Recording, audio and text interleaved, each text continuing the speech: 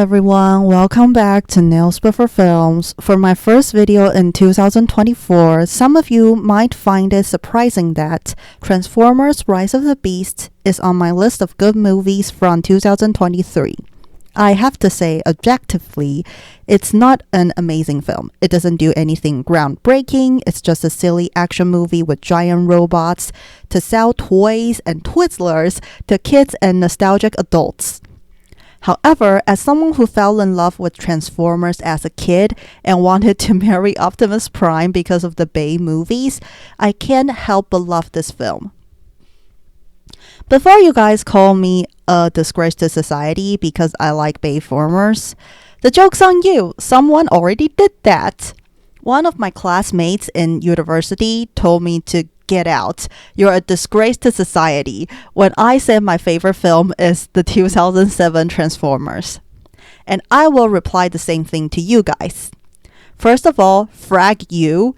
Second of all, that's completely fair. I totally deserve that. Anyways, back to Rise of the Beasts. I think it achieved a great balance between the Bay movies and Bumblebee. The Bay movies are plotless, characterless, action flicks with the humor of a 12-year-old. But the fights and giant robots were so cool for my 10-year-old self. While Bumblebee is much better character-wise, it feels more like a Disney movie, which isn't really a bad thing because Transformers is supposed to be for kids, but it's not what made me fall in love with Transformers in the first place. Rise of the Beast took the best of both worlds and gave us a Transformers film that has the action of a Bay movie, but the characters of the Bumblebee movie. Do you know how hard it is for Transformers fans to care about human characters? Near impossible, that is. Yet both this movie and Bumblebee did that to me. I actually like those petty humans.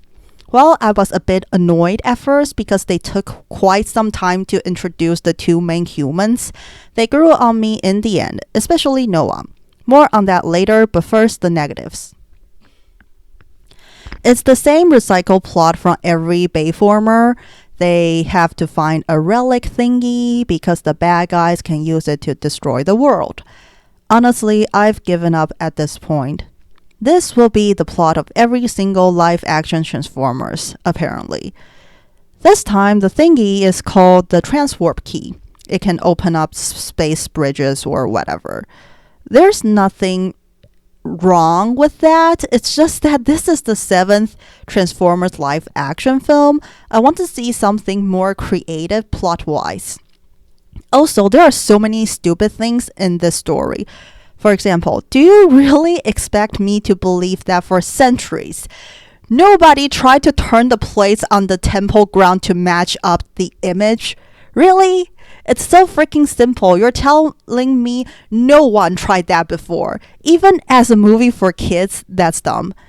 Also, it's incredibly stupid to have Bumblebee die in the beginning, but at the same time have the footage of him fighting in the end in your trailers. Why would you do that? Do you have any idea how that undermines his death scene? Look, we know Bumblebee won't actually die. He's basically the mascot of live-action Transformers. But still, why would you do that? At least let us have some sort of doubt whether or not he's actually dead. Another is Mirage's death. Well, I'm happy he isn't dead. It's honestly stupid how the bad guys can never kill the good guys for certain, but the bad guys are dead for sure. I know this is a quote-unquote kids movie, but at least try to make it more believable. Furthermore, this actually affected the only good guy's death in the movie, Primal having to kill Air-Razor. When Air-Razor died, it was sad, but I thought for sure she'd come back, so I wasn't emotional at all. I was surprised she actually died when the movie ended, and I missed the chance to be emotional because the movie made me believe that they wouldn't kill any of the good guys. It's really a shame because Air-Razor's death is honestly quite sad, but because I already knew Bumblebee was coming back, I thought for sure they'd do the same thing for her. Next, They started making so many things up toward the end. It's hilarious. After the bad guys got the transwarp key and opened a portal for Unicron, for some reason, there is a tunnel underneath leading to the key, just enough for humans to pass through. There was no reason for the tunnels to be there except for the two humans to get to the key. It's so stupid. At least come up with some reason why the tubes are there. Look, I appreciate you guys trying to make the humans more relevant, but this is just silly. Lastly, I appreciate them having a smaller cast than the Bay movies, but so many characters just show up and aren't relevant to the plot. The villains are so generic, and the 1986 movie does a better job showing how terrifying Unicron is. But to be fair, nothing can top that movie. The only characters who get decent treatment are Optimus, Mirage, Airazor, and Primal. Bumblebee is dead for half of the film. RC is just there to help out here and there. I refuse to call that weirdo Wheeljack, and he does nothing important. One Autobot is just a means of transportation. Cheeto has like 1 or 2 lines, and Rhinox never even says anything. This leads me to my biggest complaint. The Maximals are barely in this movie. For a film called Rise of the Beasts, I expected them to have a much bigger role. They appear in the beginning to introduce Unicron and the transwarp key. Then they left their planet, never to be seen again until the movie is more than an hour in, which is more than halfway. Yes, Airazor showed up earlier, but it's Rise of the Beasts. Pearl, not Rise of a Beast. This movie should be Transformers neglecting the beasts. They are barely in the movie. Even after showing up, Cheetor and Rhinox are just there for the final battle. They don't do anything else. Look, I love Beast Wars. Who doesn't? But this isn't the way of adding them to the live action movies. And I doubt they'll have bigger roles in future films. I just don't like how they misled the audience into thinking that the Maximals would be the focus of this film, yet they barely do anything. Even though I got into Transformers because of Bayformers, I've watched every single Transformers cartoon after that, and I love Beast Wars. It's disappointing that they were sidelined in a movie called Rise of the Beasts. Actually, one last complaint. I don't like how they portrayed the Autobots in the beginning. Mirage freaking killed a bunch of cops when he was running away with Noah. Autobots don't do that. And as someone who fell in love with Transformers because of Optimus Prime, I really don't like how they treat his character in the first half of the movie. He's grumpy and sour, doesn't care about the humans, and is just kind of a dick. I understand why they did that, is to show that he felt guilty for getting the Autobots trapped, but he grew throughout the film and learned to accept Earth to be his home. But like I said, as someone who loves Optimus, I can't help but think Optimus wouldn't say that. Optimus wouldn't do that when I was watching the movie. That's pretty much what I don't like about Rise of the Beast. The story is lazy and silly, but it's a Transformers movie. I guess that's what we'll get. Anyway, on to the good stuff. First of all, my biggest surprise, the human characters. As many of you may know, Transformers fans generally don't care about the humans. And I'm one of them. When the movie was introducing the humans, I was so annoyed. I was like, ugh, I don't care about them. Get back to the robots. However, they really grew on me. Well, mostly Noah. I actually don't remember the girl's name. They have more characteristics and likability than Shia LaBeouf, Megan Fox, and Mark Wahlberg. I'll talk about the girl first. While I don't remember her name, and I think it's stupid how she quote-unquote discovers a secret passage by matching things up like a toddler, I like how she's more sympathetic towards the Autobots, but at the same time she understands why Noah wants to destroy the transwarp key. And while it's extremely convenient how there's an access code to which she can decipher, at least she has some sort of plot relevance. Honestly, for a Transformers movie, I'm just happy that she's not there to be an eye candy. I know it's a low bar, but I can't help but be soft towards Transformers. I also like how she's not Noah's love interest. They are more like friends, and I appreciate them not forcing any romance. Speaking of the female human, let's talk about an interesting article I read about her. Before Rise of the Beasts came out, there was The Little Mermaid, which race swapped Ariel to a black woman.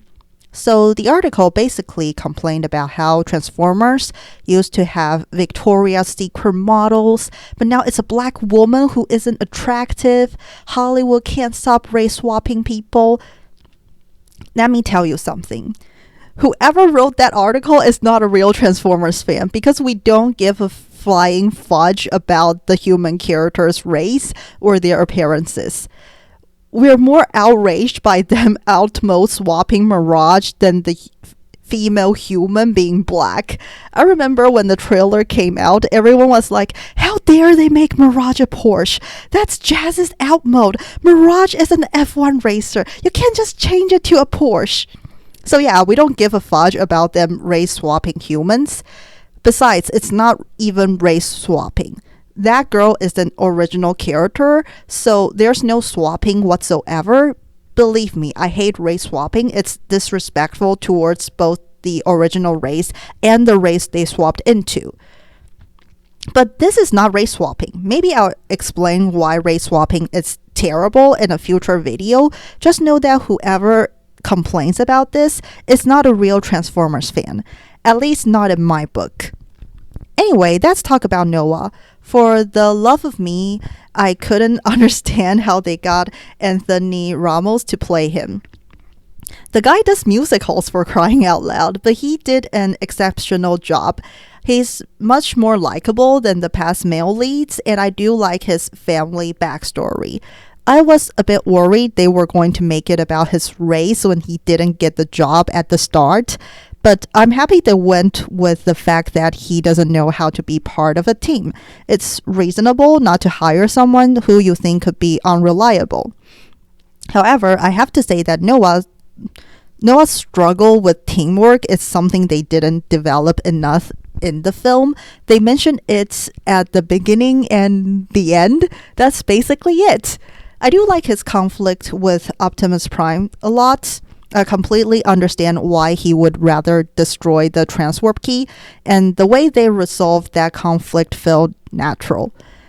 Honestly, it's just to see a human who's useful, likable, and has some sort of personality in a Transformers movie. Next is probably what I like the most about this film, which is, surprisingly, Mirage. I'm one of those people who couldn't stand them outmode swapping Mirage. I understand you can't have an F1 racer running around, but why not just use Jazz instead of Mirage? Is it because Jazz already appeared and died in the 2007 Transformers? Then why not make him like Smokescreen, who has a similar personality in Transformers Prime and a less glamorous outmode than G1 Mirage? It would also be nice to see cartoons besides G1 and Beast Wars get some love. Honestly, I feel like they chose Mirage because they want his holograph trick. Kids will probably find that cool. So as you can see, I didn't really like Mirage that much when I watched the trailer. Also, I'm not really a fan of Pete Davidson. I'm not that familiar with him, but from some of his SNL clips, I don't find him that funny. When Mirage started talking, I was so worried that he'd become annoying. But somehow he never crossed that line. Mirage stays charming and funny throughout the whole movie, and I love his relationship with Noah. Bumblebee honestly feels more like Shia LaBeouf's guardian/pet, while Mirage and Noah really feel like bros. I love how he thinks of Noah as his best friend from the start, and Noah eventually warms up to him as well. The part where he asks Noah to help them for friendship, and Noah just looks at him like, "Are you serious?" is so hilarious. I like the humor in this movie a lot. Well, maybe except the racist joke with Wheeljack that was cringy as frag. Most of the jokes are delivered by Mirage. And in the theater, so many people laughed at the "you've been inside me" joke. I watched Across the Spider-Verse and Rise of the Beast back to back, and while Across the Spider-Verse is the better film objectively, I feel like people had a better time watching Transformers. No one laughed during Across the Spider-Verse, only a few people clapped in the end, but people seem to be really enjoying themselves when watching Transformers.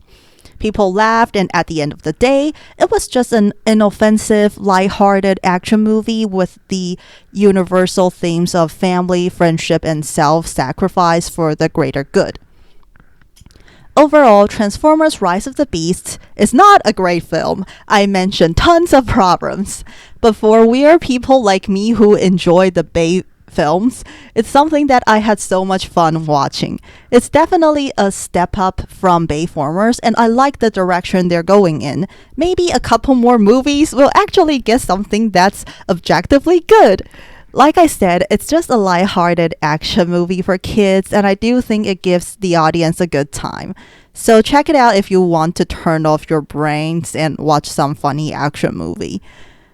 Anyway, hope you guys like my review and my Transformers nail. I did my best to do the 3D, and I know it doesn't look good, but like I did my best. As always, like, subscribe, comment, share, do what you want, keep nailing it, and don't be a disgrace to society like me, people.